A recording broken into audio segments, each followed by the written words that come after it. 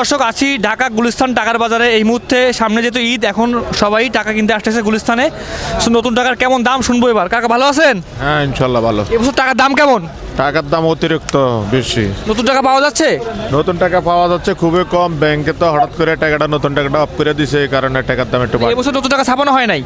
ছাপা হয়েছে কিনা জানি না, তবে নতুন টাকা এই টাকাও ছাড়ে নেই, আগে যে টাকাটা আছে ওইটাও ছাড়ে না। তো দামটা কেমন যাচ্ছে কাকা? দামটা অতিরিক্ত দাম। যদি টাকাটা ব্যাংকে দিত তাহলে একটু কম হইতো, আমরাও বেচা বিক্রি ভালো হইতো। এখন 10 টাকার বান্ডিল যদি নেওয়া হয় 1000 টাকা, কয় টাকা লাগবে এখন? 1000 টাকা 1500 টাকা। 1500 টাকা, মানে 500 টাকা বেশি। 500 টাকা বেশি। আর যদি 20 টাকার নোট নেওয়া হয়? 20 টাকা নোট 1000 হইলো আপনার 400 টাকা বেশি। 400 টাকা। 5 টাকার বান্ডিল নিলে? 5 টাকার বান্ডিল 1000 1500। 100 টাকার বান্ডিল নিলে? 100 টাকার বান্ডিল 350। 350। সব থেকে বেশি চাহিদা কোন বান্ডিলে? সবচেয়ে 10 টাকা 20 টাকা 5 টাকা 2 টাকা। তাহলে 10 টাকা নিলে হচ্ছে 500 টাকা বেশি। 500 টাকা বেশি। 20 টাকা নিলে? 20 টাকা নিলে 400 টাকা বেশি। 400 টাকা বেশি। 5 টাকা নিলে? 5 টাকা নিলে 1000 1500। আর 100 টাকা? 100 টাকা হলো 10,000 350। এই বছর বেচা বিক্রি কেমন?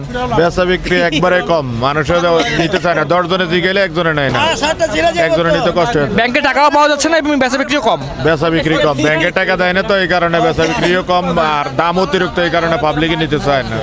তো দর্শক আছি ঢাকা গুলিস্তান টাকার বাজারে। তো দেখলেন টাকার এবছর দাম কেমন এবং নতুন টাকা পাওয়া যাচ্ছে না। সো আপনারা যারা নতুন টাকা নিতে চান, আপনারা কিন্তু ঈদের আগেই আসতে পারেন ঢাকা গুলিস্তান টাকার বাজারে।